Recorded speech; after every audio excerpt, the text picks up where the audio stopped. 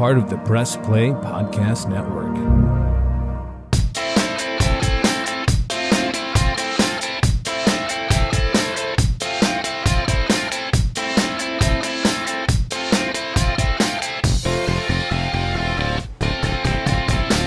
Hey, what's good, everyone? Thanks for stopping by. You're listening to Sabol Brothers on the Baseline Podcast, all part of the Press Play Podcast Network.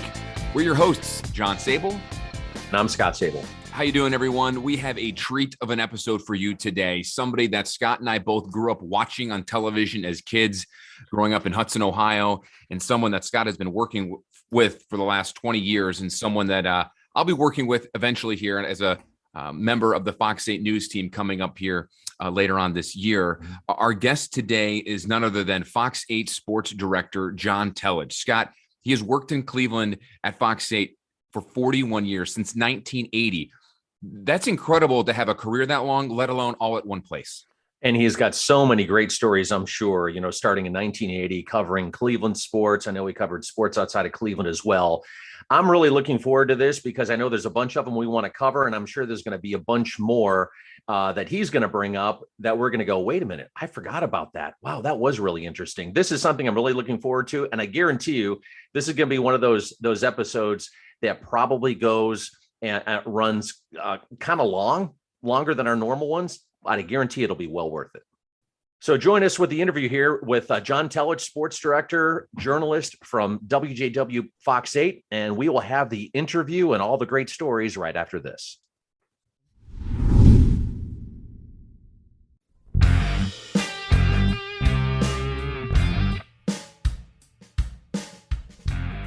Hey, I'm Jason.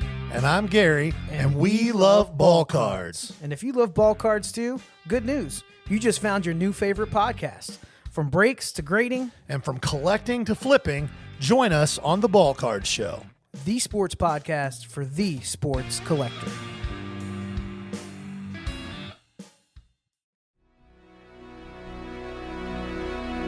Hey everybody, it's Sam Amico from Cavs on the Break NBA podcast. Be sure to give us a listen for all your Cleveland Cavaliers recaps, analysis, breakdowns, draft talk, free agency. The list goes on and on. Give us a listen, Cavs on the Break NBA podcast.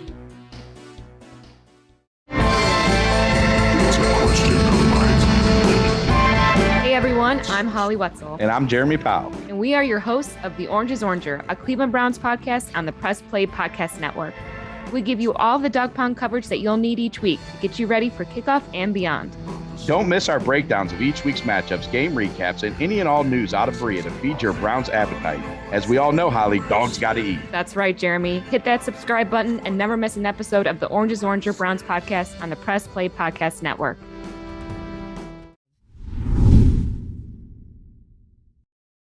Well, everyone, this man here in Cleveland sports requires no introduction, but we're going to give him a long introduction anyway because he deserves it. He has been a longtime sportscaster, journalist, kind of a man of all trades here at WJW Fox 8 for 41 years.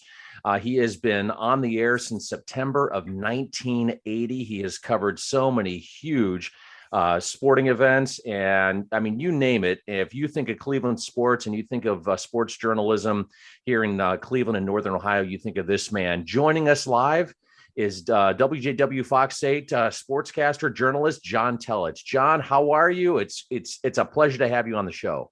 It is great to be on with you guys. I've heard a few of your episodes. I love the one about the court and the old Richfield Coliseum, but keep up the great work, and it's good to be on with both you guys. Hey, JT, thanks for the kind words, man. This is special for us because Scott has been working with you for how many years now, Scott? It's about almost 20 years. And, wow. and it's been that long. And for those that don't know, I first met you, JT, one day when Scott was working when I was a senior in high school in 2003. I came in to shadow you one weekend. And, a few years later in college, I became your intern for one summer. And you've been a fantastic mentor to me as I embarked on this crazy television career of my own, helping me with, critiques, suggestions, advice, resumes, all that good stuff. Mm-hmm. So, it's kind of come full circle for us and for me too.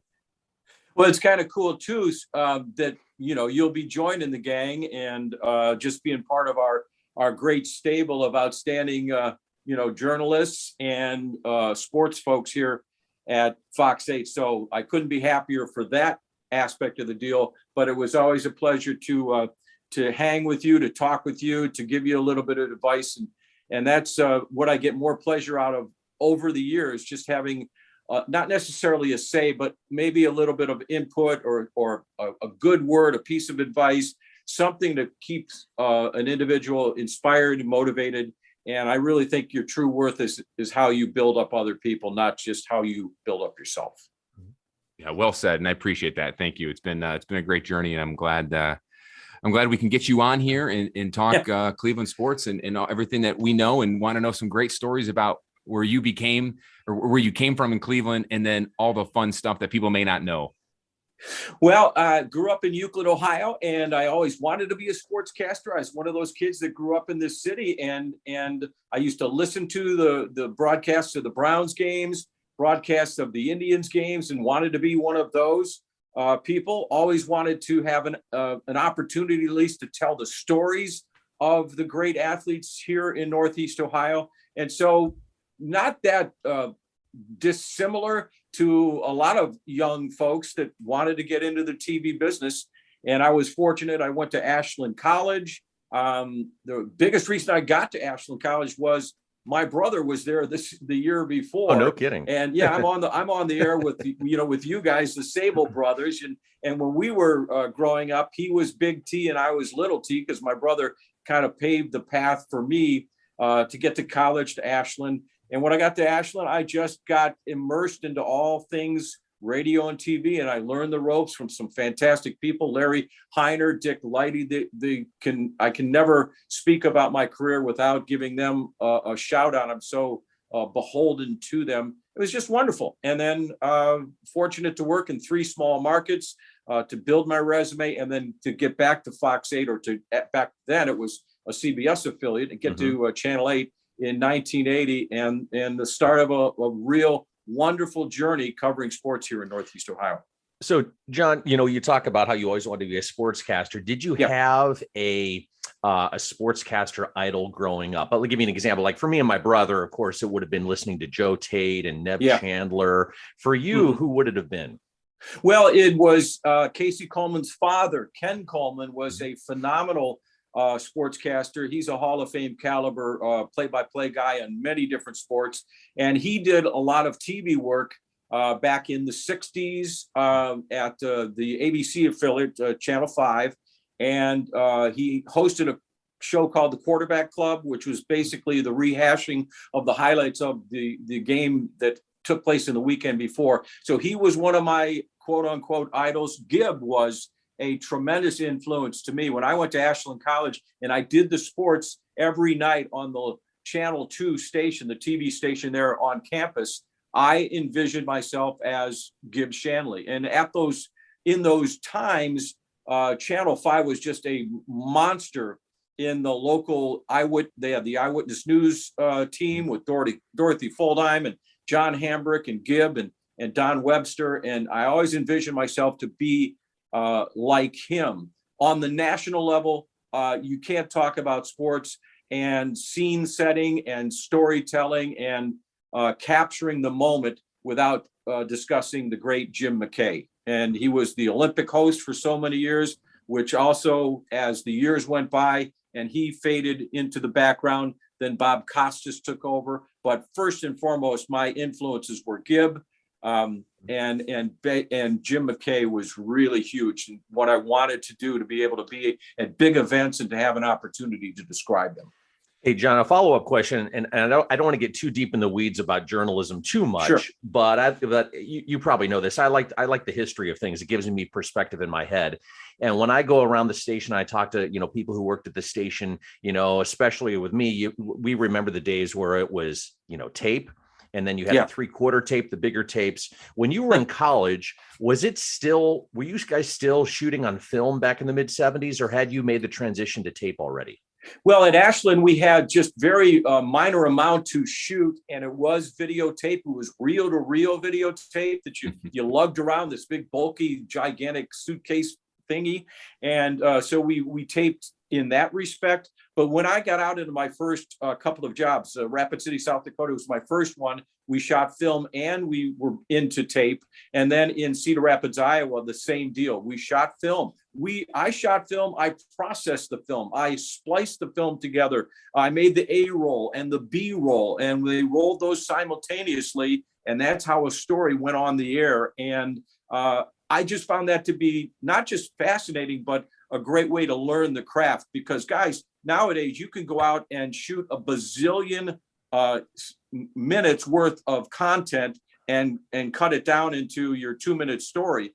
Back then, they gave me a roll of film, 100 feet of film or 400 feet of film, and you had to make that work. So you had to be a little bit more judicious as to what you shot, how it was composed, how it would fit into the greater context of the story. So I have the distinct pleasure and also experience to have worked in the film, quote unquote, genre before it became tape. And then now, of course, it's all digital. That's when you say, when you say splice the film, do you literally take the film and do you splice it like with a, with a knife and then put them together? Is that how that would have been?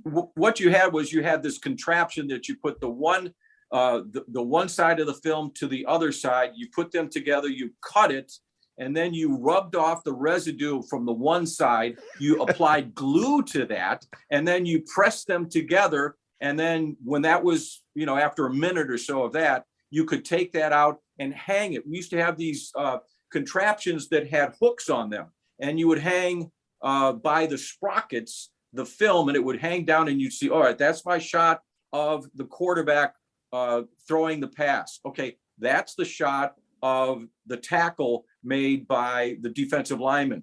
And then here's the film of the overview of the high school football practice, as it were, whatever story I was covering. And then you splice those reels together in order to make a story, in order to roll it on the air. Yeah, that's incredible, because in college, when I was at Kent State, we had one of my teachers who has since passed away. His name was Gary Hansen. He was one of my teachers that I had for years in the journalism field. And he had some of those old reel-to-reel, cameras in the classroom that he would show us, like in history. I just don't understand how you guys back in the day would carry that to practice and everything. The big, because it would fold up into a briefcase, like a big, plastic or hard metal case. That is just unheard of to think about doing that back in the day.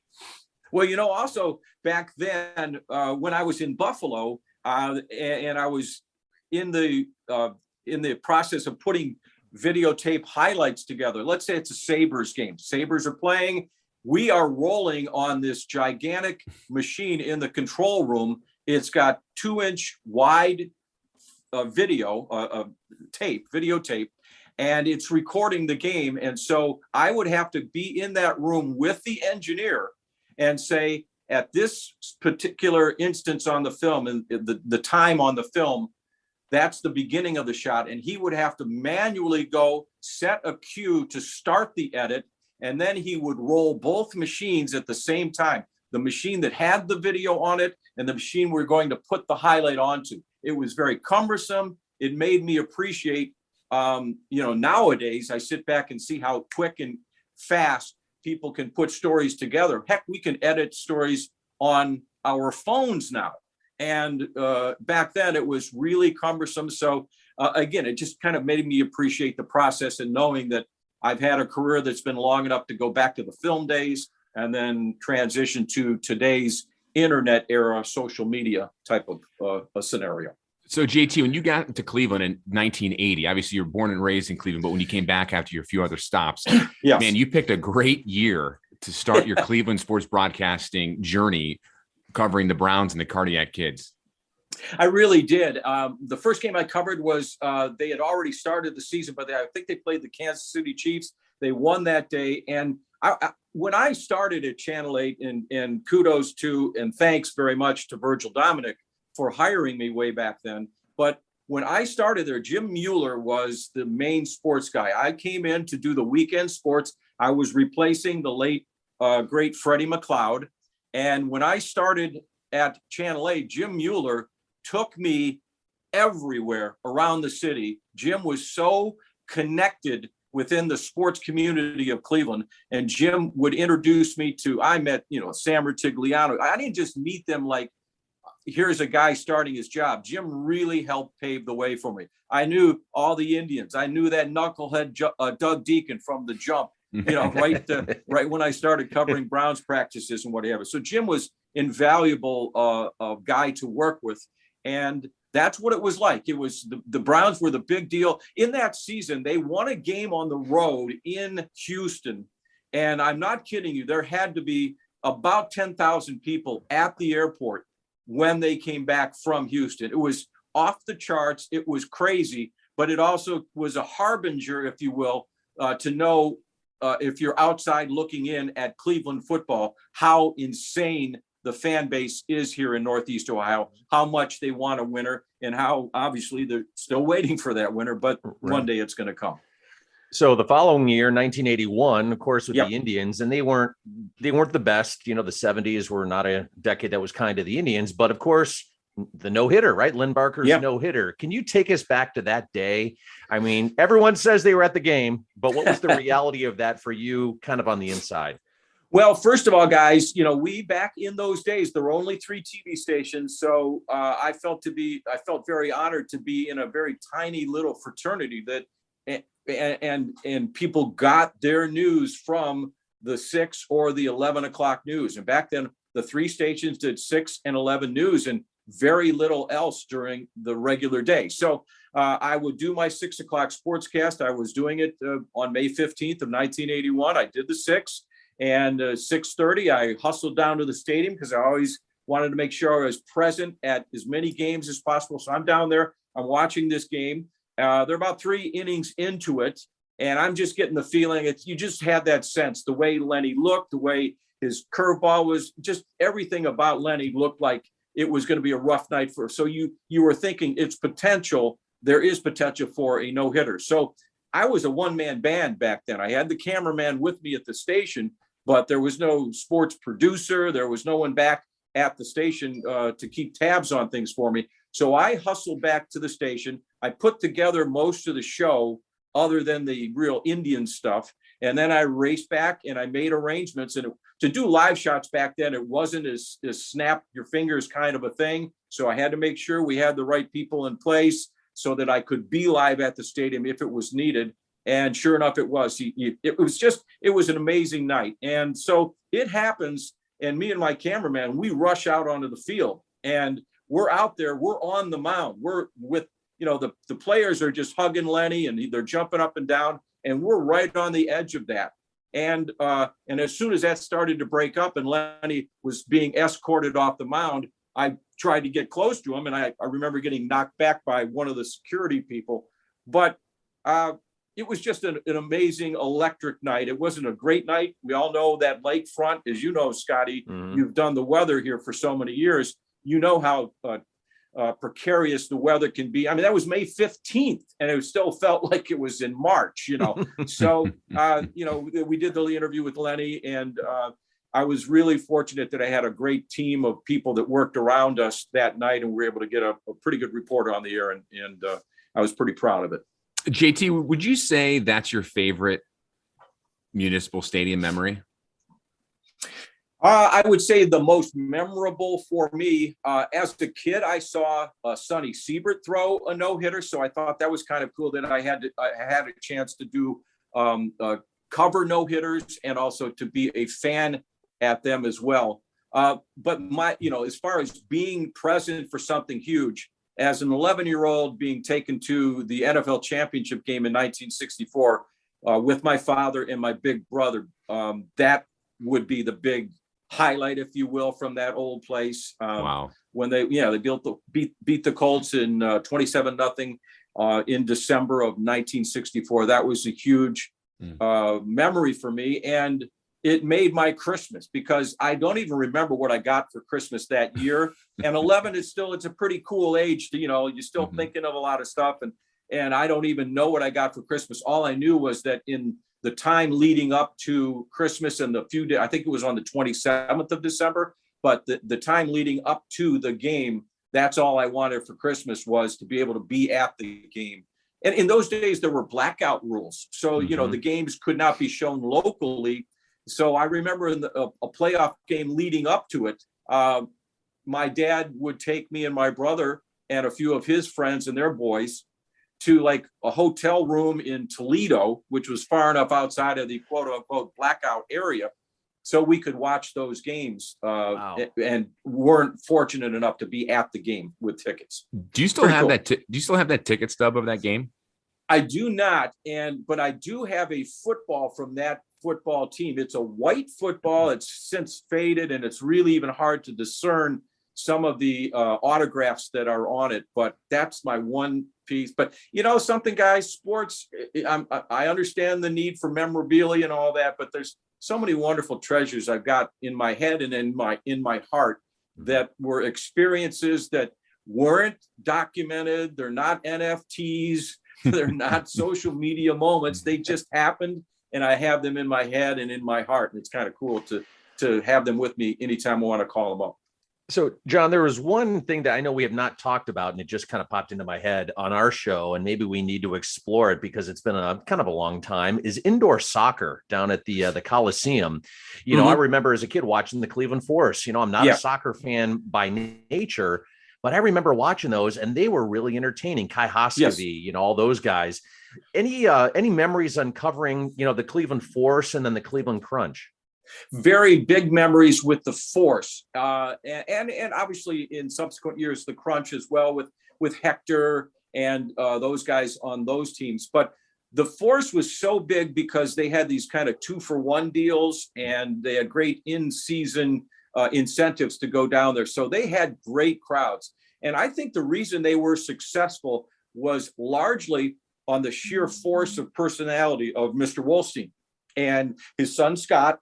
And I will also add Mrs. Wolstein. She was an absolute force of nature. And I can recall, I had been in town for maybe 6-7 months. I can't recall exactly, but they had played, and we covered our share of games. I would go down to the Coliseum in between shows, and that's no easy trip anyway. No. To see soccer and obviously to see the Cavaliers back then. So I remember one time she approached me and kind of tried to read me the riot act why I'm not giving the Force more coverage, when afterwards her son had to tell her, Mom, he's really the one guy of the 3 stations that's covering us. So, you might want to direct your comments elsewhere. The good memories of the Cleveland Force. They really had a stranglehold on a lot of they did it the right way. They engaged in the community with their players. And I don't think,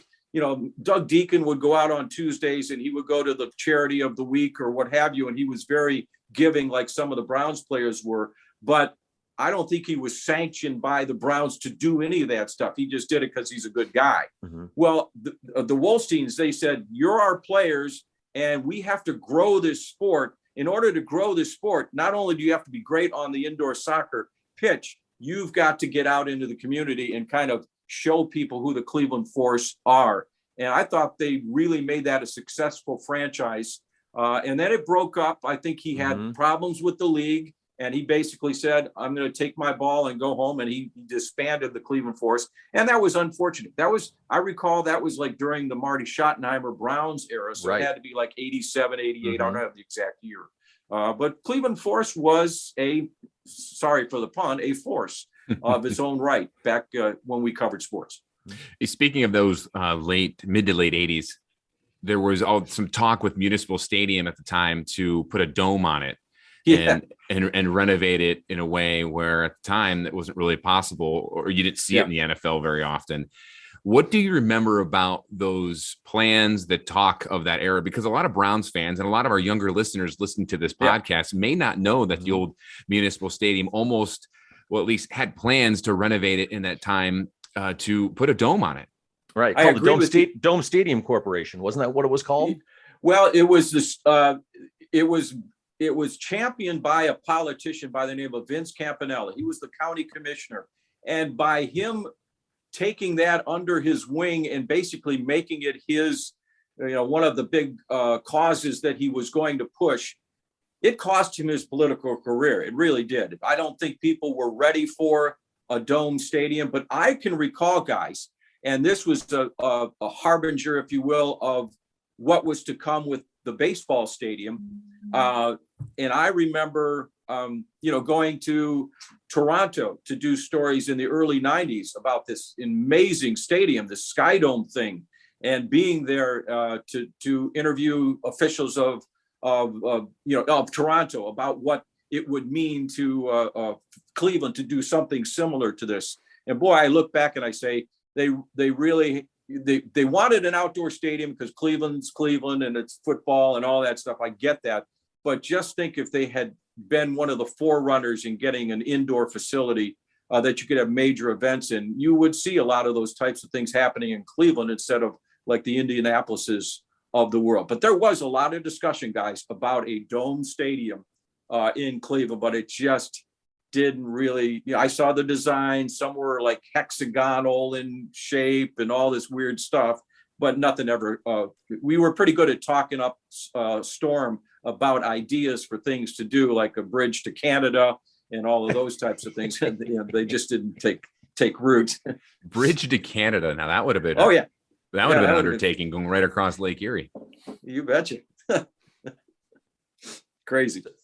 So John, we're marching along here, kind of almost in chronological order. So take us to the mid-late 80s, right? The seeds were starting to get sown for what was soon to be the Cleveland Cavaliers, one of the, dominant teams in the NBA. We hear a lot about those guys even now. They're a tightly knit bunch, and it's more than 35 years ago or 35 years ago. Tell us a little bit about that. How you could kind of feel the Cavs getting ahead of steam after the early 80s, mid 80s, late 80s. Just take us back. Well, I think getting Brad Daugherty was huge. This was one of the transcendent young talents that really played very little in college basketball, but I thought him coming to Cleveland and what was kind of cool, you had the scenario where you had the horrific early 80s because of the Stepien ownership and the laugh of the NBA that they were.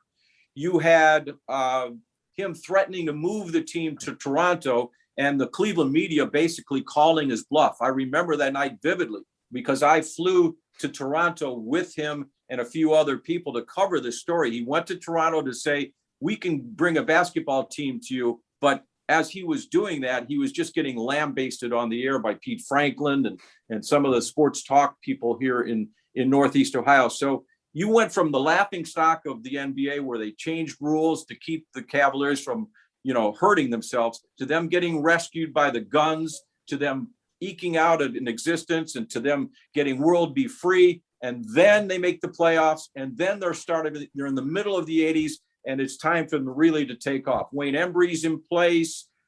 You've got Lenny Wilkins, a Hall of Fame player, and obviously a phenomenal coach. He takes this young team of Daugherty, Price, and Ronnie Harper, and they build their resume.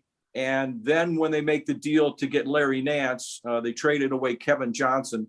In those days, we could watch the entire practice. I think I've told you this, John. We could watch an entire practice, so I could see Kevin Johnson and Mark Price just going to battle in practice for like an hour and a half, just killing each other, and incredible competition. And then you'd see the product on the floor to the point where the Cavs felt they needed that defensive stopper in Nance. They could afford to give up a guy like Kevin Johnson, who was a very good player. And then they knew they had Mark Price, who turned out to be just one of the all-times. And so you get that team, and they were gelling, and it was just so much fun to watch. And the low point of their ascendance was the shot, definitely. I mean, you felt that they had the bulls by the horns, no pun intended, and they could beat them. But Michael made the shot, and the rest is history. And then after that, you had the deal to send Ronnie Harper away and bring in Danny Ferry, and that upset just how they played hoops. But in those days, guys, it was a lot of fun. But you always had either the bad boys in front of them, or you had Michael Jordan and the Bulls. And being in the East, it was a real difficult road to hoe for them to get to an NBA final. JT, we had Mark Price and Sean Kemp on the podcast over the last few months. Great interviews, great guys. Mark, you know this, JT. He's like my childhood idol, my favorite athlete of all time. Scott obviously knows that too. But, we asked them both. Kemp was a little younger, but knows his history. about Yes. the Ron Harper trade and, about Jordan Schott. I asked Mark, hey, if the Cavs don't trade Ron Harper, would they win that title? Or would they get over Jordan's Bulls? He inclined to think they would. Sean Kemp thought if the Cavs never traded Harper, but way before he got in the league, or if the Cavs never incorporate or, faced Jordan, Cavs would have won at least maybe one, maybe two titles of those late 80s, early 90s. You covered those teams. You were there. You knew all about it. What is your opinion on that take? 100%, without a doubt. They were on the way up. They were just a phenomenal joy to watch. They were just so much fun. They played the game the right way. They had an unselfish team. That's basically what you're seeing right now with the young Cavs here, with the Evan Mobleys and the Darius Garlands. Same kind of a makeup. And I just thought they were a beautiful thing to watch on so many occasions. That extra pass, that quote unquote hockey assist, if you will, that would take place when they played. That place was just rocking in those days. To be able to cover them and to be down there, their practices, and they were all characters. I mean, Brad was just a country boy that loved his NASCAR, and Brian and Mark Price was brought in almost like the choir boy, as you guys all well know from his days down in at Georgia Tech when he played for the Georgia Tech basketball team. And Ronnie Harper was kind of Jordan light, in some ways. Went on to have a fantastic career and won rings because he played with the one and only Michael Jordan. And they were just a lot of fun. It really, those years with that group of basketball players, and then the group that played at Municipal Stadium on Sundays, it was the same kind of a makeup, guys, because they had so much fun. They were a lot of guys that the fans loved, Bernie being first and foremost. And it was just a wonderful scenario to cover those teams and the different characters that were on the teams. Journalism, as you guys wanted to discuss a little bit, it was a little bit different then because the access wasn't parsed out to you the way it is now, where you either do it with the whole group or you don't do it at all. A lot of days I would go to a Cavs practice and my bosses would say, like Tony Ballou or Grant Zalba or the producers would say, so what's the angle today? And I would say, I have no idea. When I get down there, I'm definitely going to find a real good story because I'm going to talk to these guys and they're going to confide in me. They're going to, tell me something that might be noteworthy, or there may be a young player that we can focus on or what have you. And that's how it was, not just covering the Cavs or the Indians. It was the same way with the Browns. You'd be in that Browns locker room. You'd chat with Bob Golick for a few, how's your family? And you'd get some inside stuff from people that they trusted you to kind of keep and not, betray their confidences. And that's what journalism was, sports journalism was like back in those days. And the teams backed it up, obviously, on every Sunday that they played or every time the Cavaliers were out on that court. So, John, we're going to go right to the 90s here. And you go to like 91, 92, the heyday of the Cavs, you could kind of see they were transitioning to the 90s Cleveland Cavaliers, the Mike Fratello, teams. Yeah. And the Indians were also transitioning. And at that point, we didn't know what they were transitioning into because they were, they lost 100 and some odd games in 1991. Yeah. Municipal Stadium was on its way out. So we got, the early mid 90s were a transition period on multiple fronts for the Cavs, for the Browns, and for the Indians. Let's start with the Indians here. Okay. We're going to go to like 1993, 94, 95. The ascension of the Indians was unlike anything we had ever seen. Take us back to that. Well, acquiring Baerga, getting Sandy Alomar and Kenny Lofton, those guys really helped them jumpstart their procession towards the greatness that they achieved. And they had a guy with a lot of vision in their front office. And John was that kind of a general manager where he was the first executive to say, we have an ascending talent. We want to try to, get a couple of those years to the club's favor. And that's when those early extensions came for some of those players. And the Indians were among the first. And then we know the ballpark was being built, and same with the arena across the plaza. So those factors came into play.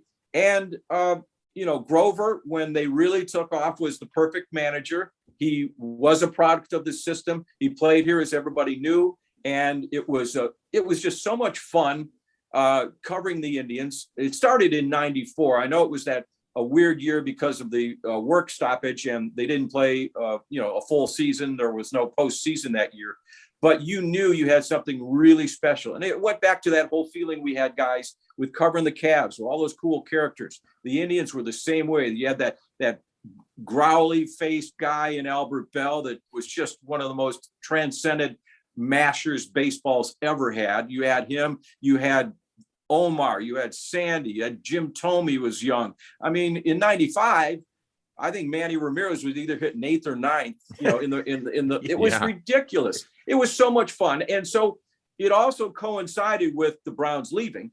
And so the Indians had that town for the longest time. The Cavs were kind of, they had decent talent. And if it were not for having a very, very good coach in Mike Fratello, they would have just been a non-playoff team, never to make the postseason. I thought he was a great coach in Cleveland, and I'd love to have seen what he could do with this bunch that they have right now, or what Fratello could have done if he coached in the those Lenny teams with Harper and Price and what have you. So it was just a lot of fun covering the Indians back then. Every night was a sellout. The first time they made the playoffs, I remember that vividly. I believe you had, it was 1995 when they clinched. You had, you just had a feeling that the way this team was constructed for a long time, they were going to be incredibly relevant. But then, you saw they played 6 games with the Braves, lost in the World Series, and there are already, some problems that are surfacing. What to do about Albert Bell? How long can you keep a guy like an Albert Bell? They were proactive on seeing the decline of Carlos Baerga, and that was a very unpopular move, but it was done, and they felt it was necessary. And so it was a lot of fun covering those guys. '97, being down in Miami, being at that stadium when they were just a couple of outs away from a World Series was, it was both thrilling, and then it brought my journalistic abilities to the fore because, since I started doing the job in Cleveland, it wasn't about, hey, I hope to cover championships. No, it's I hope to cover great stories. I hope to meet cool people and tell their stories. And that also includes when things don't go well. And so certainly had a lot of practice in that regard, things not going well. And that was a case of things not going that well for you when you blow a lead in the 9th inning when you're on the verge of your first, World Series championship since 1948. Yeah, some of the best baseball teams in history of those Indians teams, not just in Cleveland, but of all time, failing to, clinch the title there. Let's talk about things going well. 2003, the Cavs drafting LeBron James. We all know what happened there. You covered him in high school, got to know him at a young kid at 15 years old. What was it like, JT, covering him in high school, and then eventually him coming back in 2014? Well, when he first got on the scene, he was so he kind of made his bones at a lot of those summer camps, and I remember the ABCD Adidas camp, I think. Yeah, the Adidas camp, the Adidas camp. He really made his bones there, and we all know he got on the cover of Sports Illustrated as a junior, and it was just wild. It was a lot of fun. I mean, first of all, he was so savvy in how to deal with the media, how to answer questions. I know he had media training. I know when he was a member of the Cavaliers, he worked with one of my good friends who was a former sports reporter at Channel 5, and Lisa coached him on his media savviness, if you will. But it was a lot of fun. I recall in 2003, I was out in Phoenix covering Ohio State championship in the national when they beat Miami with Coach Tressel, and we had half of a day off the day after they won before we were going to fly back the next day to Northeast Ohio, and that was the day that that LeBron and St. V was out in Los Angeles playing. I think Modern Day, the high school, they're playing. This was when the championship tour was taking place for LeBron and all of his buddies. And I just remember being at this bar, and all these fans just incredibly fascinated by this guy. And, and so this was in Arizona. His appeal was so, he's like one of the first as advertised young athletes that was spouted to be the next great thing. And the whole world got to watch. See, we didn't see Michael Jordan's ascendancy because he wasn't as big of a deal, but we saw LeBron from age 15 on, and all the expectations that they had for him, he met them and he exceeded them. So it was really cool to cover his career when it started with the Cavaliers. I wasn't shocked by how great he became and how quickly he became the star that he was. But I also knew that there would be some tough dealings with how do you handle a young superstar like this, and can you keep him happy? And he had never been anywhere, so you could not fault him for wanting to see what is else out there. And obviously we know he did find something else out there, because for 4 years he played down in Miami. And he's obviously one of the most fascinating characters, athletes that I've covered, and not just for what he has done physically on the basketball floor and how he conducts himself, but just his stance on social issues. Just he's like that, the new age young athlete that knows exactly how to get his message out to the world, and he has not hesitated to do it. So it's been a blast. It was a blast covering him, both iterations of LeBron James, 1.0 and 2.0. John, you brought up a really good point, because there's always comparisons between LeBron and Jordan athletically, on the court. But you brought up a very good point, because Michael Jordan, when he came up and he was drafted, unless you followed college basketball, he wasn't as big of a deal that early on. And I remember Jordan was telling the story, he's drafted, he's coming into Chicago, he lands, and there's no one to pick him up. He has to find his own transportation in order to meet with the team. That's not how it was. Like you mentioned, LeBron was already that almost like for lack of a better, a seasoned veteran at age of 18. Yeah, he was like a mythical figure, because this was when ESPN was really starting to take off on getting as much content other than the major sports, if you will. And so they saw a great avenue to show this young talent, and they hitched their wagon onto the LeBron James Express, because they knew that he would be worth not just viewership for them, but as they moved into the internet era, clicks and page views and all of those things. He's cash money for them. And he delivered. Again, he gave them drama, he gave them championships, he gave them a spectacular athlete who is proven to be first ballot Hall of Fame and in the conversation with Michael as the GOAT. And that's what he has been all about. And so, kudos to ESPN for seeing that. And we certainly knew it. We knew that anytime we did stories about LeBron, and anytime that we covered him, his Hummer controversy when he was in high school, and we knew that it was just people would want to hear those stories. I remember, guys, when he got suspended by the OHSAA for having his mom buying him or arranging to have that Hummer vehicle become his. I remember we broke into programming at 4:00 in the afternoon on some Tuesday. And wow. I'm telling you that LeBron James has been suspended by the OHSAA. Unthinkable. I'm doing interviews with Bob Golick, who's doing radio in Los Angeles, about this kid in Cleveland that's got his mom bought him a Hummer, and it was insane to handle that stuff back in the day. It's crazy. Wow. That's crazy. I didn't know you guys broke into programming like that. That's just the impact LeBron had. So JT, real quick, do you think LeBron is better than Jordan, greatest of all time? That's the biggest topic of conversation still, because LeBron's 37 and still dropping the crazy stats this day and age. What do you think? Well, I think LeBron is the better all-around basketball player, skills, ability to dish, to elevate his teammates.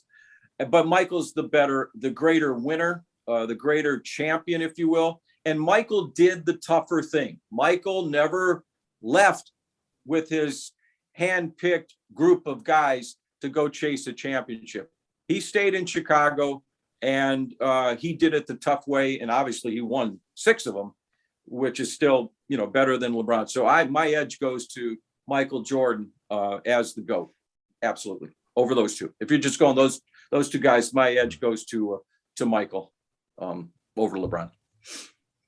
So take us to the 2016, the world champion Cleveland Cavaliers. Take us to that night. Well, that night was spectacular. Part of me wanted to be split in half because I saw all the reaction in Cleveland, on the streets of Cleveland, people standing on top of cars, honking their horns, hugging strangers, people going crazy. And part of me wanted to be in the middle of that. But, excuse me, the sportscaster, the sports journalist in me wanted to be there when the team actually won the championship. And I didn't have the greatest view of the ending of that game because, as our jobs dictated, in order to be able to get into the locker room, you had to be in queue. You had to be lined up outside of the locker room. So I was like 3rd or 4th in line with my cameraman, Darcy Ayers, who was just a beast that night. He was so fantastic. And we were waiting for this game. We saw the shot by Kyrie. We saw the block.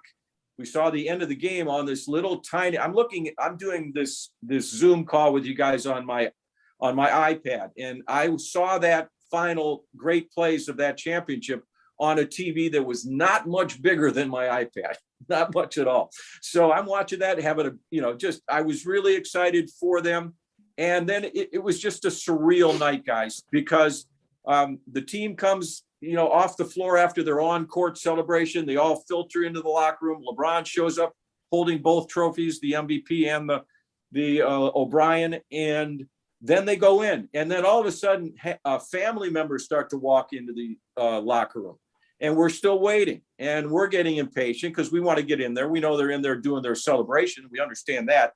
But so many people went into that locker room. It was like a clown car getting filled up by about 75 people. And you're wondering, where are they going to stick all those people? So those people go in there, and after about 10 minutes or so, they let us in. And by the time we got into the locker room, there still was plenty of champagne that was being sprayed around.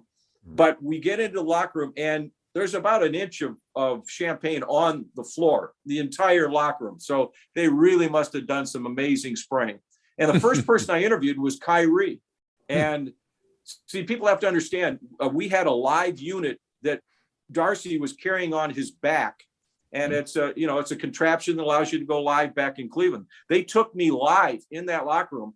And I don't think we were on a delay, but Kyrie said the F word, and I made that effing shot.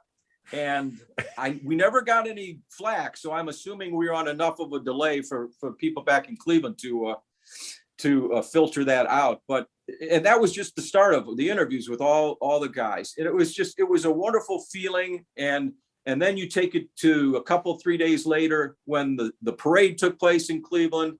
And again, when that happened, I got so many folks that were fellow media members coming up to me, or Rizzo referring on the air about this, or Brian Windhorst, or whomever. Hey, I'm happy for John Telich. You got a chance to see it, guys. It was about Cleveland. I think that parade said it all. That championship, and you saw so many people come into downtown Cleveland, had nothing to do with the journalists. It was about those fans that have had faith in their city, loved their city. It was being it was being ripped apart by national pundits about, Cleveland is not a winning type of a town. And it was a great day and a great period of time in our lives for the city to shine. And LeBron brought that to Cleveland, and I'll always be grateful to him for him doing that, because without LeBron in town in 2016, there's obviously no championship for this city.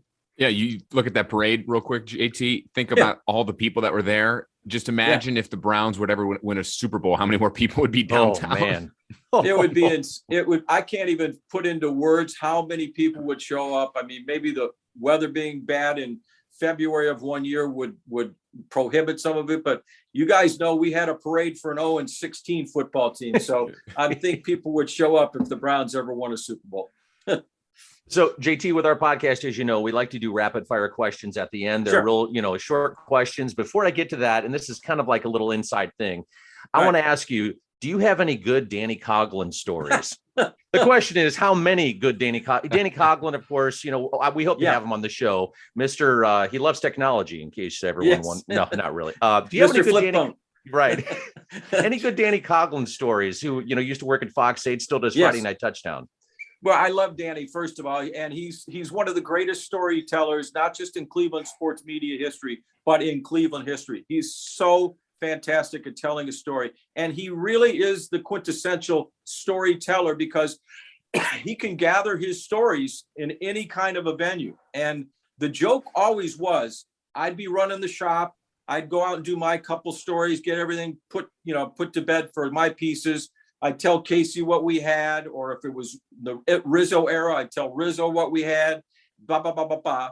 And then Danny would finish his piece, and then it'd be like 5 o'clock, and he'd look at me, and he'd start licking his chops and going, JT, it looks like it's time for a little research, which meant he was heading to a local tavern to see. And you know what? He was doing his work when he was there. I'm not painting it out to be this, he was dominated by the need to go get a drink. This is not what I'm saying at all. Right. He knew that the characters or the people that were insiders and the movers and the shakers would once in a while saddle up next to him at the bar, and he'd find out and he still does it to this day. I was with him less than a month ago, and he was jotting stuff down while we were talking. I think he was going to write something about the Albert in Phoenix who calls Rizzo all the time, which is Albert Bell. Albert in Scottsdale. Yeah. Scottsdale. You're right. I'm sorry, Phoenix, Scottsdale. So Danny's the best. I met Danny Coughlin. One of my greatest thrills in sports was covering the 1980 Winter Olympics. I covered USA winning the gold medal in hockey against the Russians, when they beat the Russians and then went on and win the gold. So I met Danny Coughlin. He was in Lake Placid as well in 1980 as a reporter, writer for the Cleveland Plain Dealer. And that's when I met Danny. And so this was a mythical figure to me, the sports writer in Cleveland, and there he was. And little did I know in, February of 1980, that within a year or so, I'd be in Cleveland working in my hometown. And then within that same frame of time, he would be joining Channel 8 and becoming one of my not only longtime colleagues, but longtime friends. He's just the best. And he's still going strong. And so far as we know, Danny will be having a part in Friday Night Touchdown this fall with our cast of thousands. It's going to be a blast. I've had some interaction with Danny back in 2007 when I was your intern, JT. And man, when Scott says about him not liking technology, I remember the printer always causing the printer. I love the printer story. Oh my gosh. He's over there. Well, someone had a brilliant idea, guys. When we were getting ready for Friday Night Touchdown, this is 11, 12 years ago or whatever. Let's have a live camera on the sports area as we're getting ready for the show that they wanted to put on the web. I don't know whose idea it was, but I'm sure there were some people that were watching this in spaces all over the globe because you could get it on the internet, seeing this guy standing up and down and just cursing at his computer like every 15, 20 minutes. And that was Dan Coughlin. And surprised no fines were levied against the station for this guy cursing up a storm because he to this day he's just not in love. He still does have a flip phone. That's no lie. And God bless him. God bless him for that. Still works.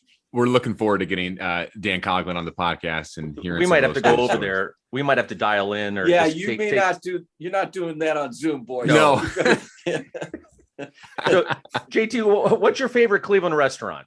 Do you have one? Do you have a couple? Well, my daughter works at Southside in Tremont, so I'll give them a shout out. But we've had a lot of fun getting food at a place called Beach Club Bistro in Euclid. Great pizzas, and so that would be a favorite.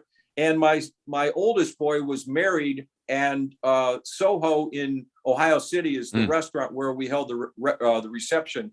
We closed the restaurant and held it there. And I would say that's one of my favorites as well. Just fantastic food, great atmosphere, cool bar that people, like to sit around and talk sports or what have you. And so those are 2 or 3 that I'd mention.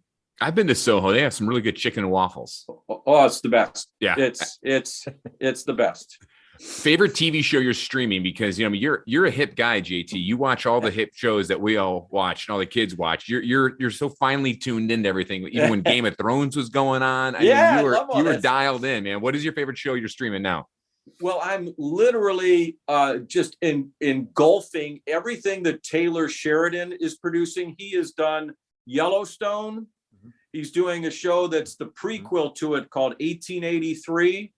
He is going to start a show called the 666 Ranch, I believe. And he's just fantastic. Yellowstone to me, and I'm all up to date. It's been 4 seasons now. So, they've gone through their 4 seasons. Yellowstone is kind of like, it's the Sopranos with horses and steers and things of that nature. It's just the beautiful epic vistas of Yellowstone out there in Montana is just remarkable, and the storytelling and the characters. The star is Kevin Costner. He's the head of this big family that owns this incredible ranch, and there's just many incredible characters that are within the confines of the show. So yeah, I would say my newest one is Yellowstone, but I've seen all the other ones. Ozark. Yeah. I just love a lot of the stuff we're in a great age, guys, for this type of television. We really are. We got to get on the Yellowstone train, Scott, because we had Dave Logan, former Browns wide receiver, on a few weeks ago, and he was hawking up Yellowstone. Love all the minutes there. He loved it so much. I've watched a couple episodes, and it's like, it really sucks you in. Really sucks you in. I love the production value, and it's just like it, and because we took a trip out to Yellowstone last summer, and it's like, wow, this is, you almost want to go back and live out there, honestly. Well, I lived in the Black Hills of South Dakota. We lived there our first year of our marriage, and it's not quite Yellowstone. I mean, obviously Yellowstone is epic, but I loved the people out there. I love the mountains. I love everything about that part of the country. So I've got a real hankering for that kind of storytelling and the vistas and the way they shoot this thing. It's just really good stuff. If you guys ever want to try it. Right. So here, I'm going to kind of combine two of these rapid fire questions together. Yeah. All right. So your all-time favorite sports event you covered, and your favorite athlete and coach you covered or interviewed. Maybe they're part of the same group. What do you think? The greatest thing I've covered would be the Cavs championship. And I'd say the greatest athlete that I've ever covered would be LeBron. Now, I didn't cover him per se, but I did have a chance when I was in Buffalo to interview Muhammad Ali. And I felt as a young 25-year-old back then, that was like, I thought I was done with my career and I could retire. It was so epic. Greatest coaches, Marty was a fantastic coach. That's that I've covered. Well, you know what? I'll go down on the high school level. I'll give it to Chuck Kyle of St. Ignatius. He's won 11 championships, and no one is more respected in his field than the head coach at St. Ignatius High School. So I'll give it to Chuck. And this, by the way, is his swan song year too. He's going to retire after this football season. And that's one thing we didn't cover here was the years of covering high school football, because there's so much to cover. I mean, we could do 2 episodes on just your coverage of high school football and the history of that, I'm sure. I love it. And I'm so happy and grateful that Andy Fishman and the gang at Channel 8 said, JT, you can hang around and do Friday Night Touchdown until you're old and gray. And I said, well, I'm halfway there, so let's do it. JT, favorite Cleveland sports memory outside of maybe 2016 and the Len Barker perfect game while working at Channel 8? Outside of those 2 that you were working, give us another one we haven't talked about. Okay, let's see. Let's go. Let's pick Browns. Double overtime win against the New York Jets the week before they lost to Elway in the drive game at Municipal Stadium. 2 overtimes. They came back. They were left for dead with 5 minutes to go after a touchdown by Freeman McNeil of the Jets. Then Mark Gastineau had a roughing the passer penalty on Bernie that gave the Browns new life. They go down, they score, they force overtime, they go to 2 OTs, and they win it on a field goal. That I've never heard or felt that stadium louder than that moment, save for when the Browns scored to go up by a touchdown against the Broncos the next week before John Elway shut the stadium's, the level of sound down to basically nothing when they beat the Browns. So JT, you're an athlete, as everybody knows here, man. You do marathons, ultra runs, all this stuff that I can't even wrap my head around. But besides all of that, and I know that's a lot there, besides trail running, what's your favorite hobby? I'd love to read. And I will say, guys, I'm really in this era of internet explosion, if you will, and the amount of things that are competing for your attention, and my attention span isn't as great as it used to be. I don't sit down and read part of a book for 2 or 3 hours the way I used to, but that is a hobby of mine, to try to get time, enough time to just sit down and read anything from, mostly like mysteries or whodunits or espionage kinds of novels, those types of things. I enjoy that. And I love writing too. And that's what I'll be doing after I retire. I'll just be, focusing on a subject and doing some writing on it, whether or not it gets on the printed page or if it becomes part of like a podcast. That's something that I would do. A final rapid fire question for you, JT, and it's a two-parter. Yeah. One, as you head into your retirement coming up here in early February, give your best advice to any sports journalists or broadcasts or any young listener who's maybe breaking into the business now. Sure. That's listening, or ones that like already established, like Scott and myself, people that are still growing and learning. Sure. And then I have a second part, but I'll ask that after you answer this. John, never lose your curiosity. Curiosity can take you to great places.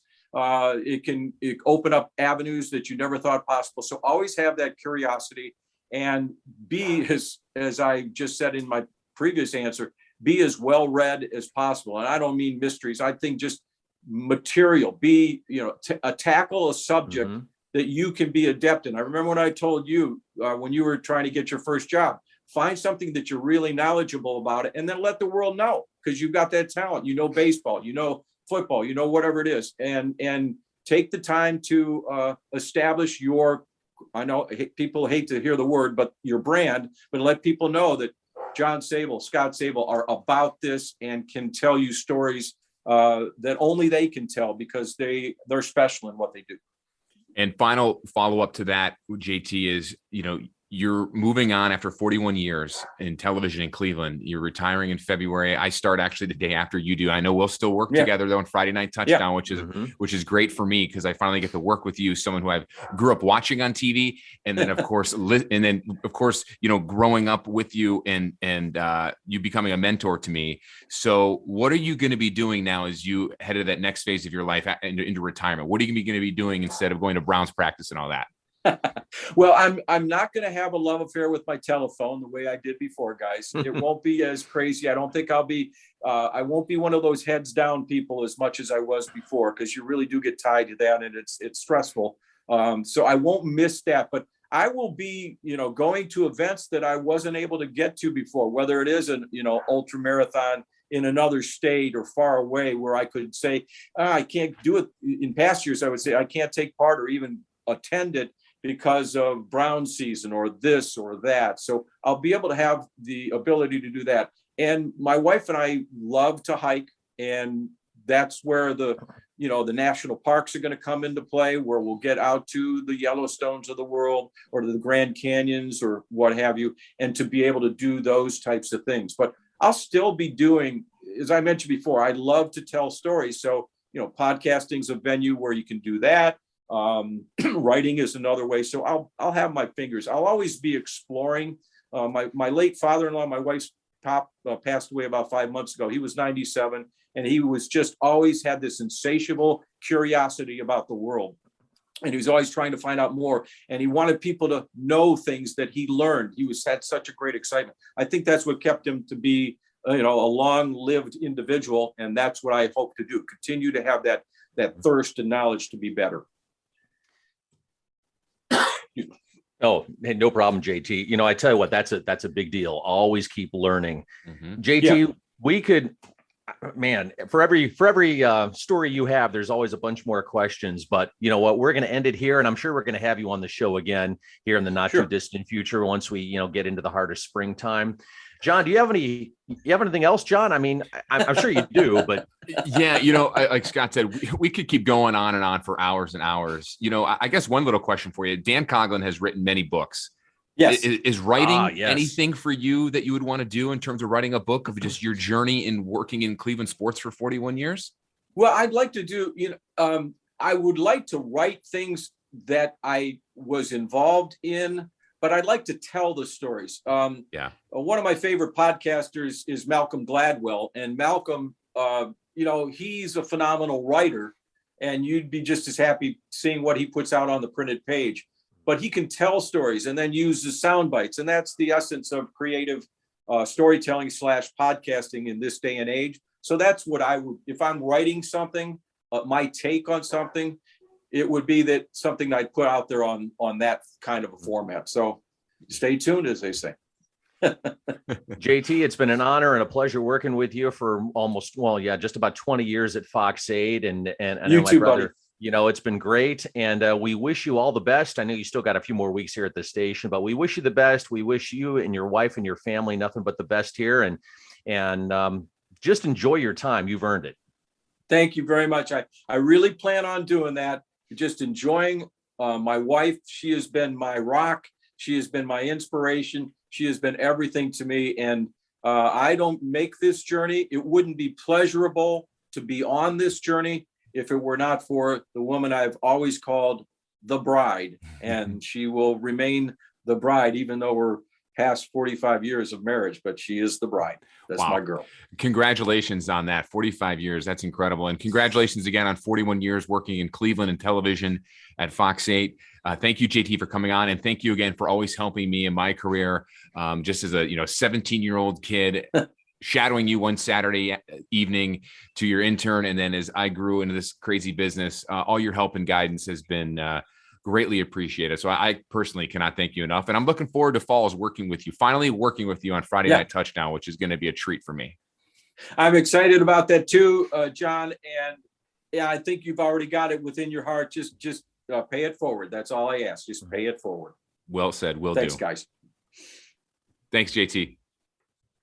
John, that brings up a lot of memories, all those stories from the cardiac kids, and I was barely old enough to remember that all the way up almost to the present time. The one thing, and I don't want to recap all the sports stuff because JT did such a great job, but the one thing I don't think people understand and know about John Telich is that when we raise money at the station, when we do anything related to the community, especially when times are tough, and when times are tough, regardless of what it is, whether it's Christmas presents, whether it's bringing a lot of different material for school kids, he's the first one at the station and the last one to leave. He's one of the most selfless individuals I've ever had a chance to work with, one of the most selfless people I've had a chance to know in my lifetime. Something that I think, if anything, people should model their lives after the work that he's done. Yeah. And you know what? He said something at the very end right there that really hits home to me. Pay it forward. He says, just remember to pay it forward.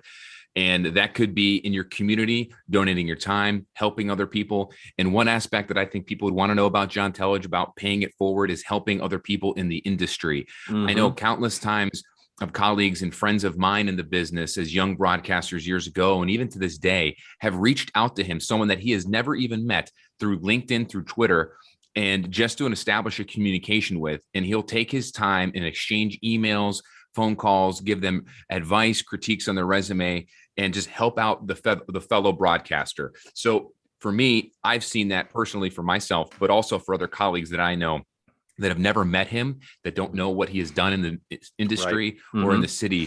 So it's really cool to see him do that. And it's something that everyone should do in this industry, but also in real life too. You have to pay it forward in some way to help out other people in your community. Absolutely. No, absolutely. And I think we'll end it right there. Want to thank John Telich for being a guest. I'm sure we'll have him on the show too. As he heads off into retirement, he'll be doing a lot more with Friday Night Touchdown at Fox 8 heading into the fall. And I'm sure we'll have some other involvement too with other great projects. So check out all of our podcasts here. We've had a whole bunch of them here going back to the middle of the summer of last year. You can check out Sabol Brothers on the Baseline podcast on Apple and on Spotify. You can follow me on Twitter. If you have any messages, any questions, critiques, you can send me a message at ScottSableFox8. You can follow me at John_Sabol. You can follow John Telich, who is just our guest, at John Telich8 on Twitter. He's a great follow and a great wealth of knowledge too for some sports stuff. And then you can follow our podcast where we post and tease upcoming episodes on Twitter at Sabol Brothers on Twitter as well.